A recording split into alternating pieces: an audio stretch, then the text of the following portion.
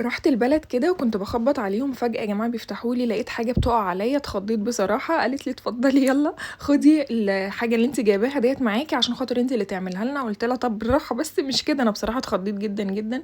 فقلت ايه يلا كده اعملها معاكم يا جماعة. تركيبة صابون المواعين بتاعت لمسة، عايزة اقول لكم بصوا يعني انتوا دلوقتي هتشوفوا معايا بصراحة النوع ده اول مرة في حياتي اجربه او اجيبه. عجبني جدا في الخامة والنعومه، وان هي كمان بتخلي الايد رطبه، ما بتخليش كمان الايد ان هي تبقى لسعاكي كده وانت بتغسلي المواعين، لان في انواع صابون بصراحه جربتها كتير. بلاقي ان بعد غسيل المواعين ايدي كده بتبقى حرقاني ومحتاجه كريمات مرطبه كتير جدا. هنا كده يا جماعه بصوا الكيس كان معصلج معايا لحد الحمد لله ما اتفتح.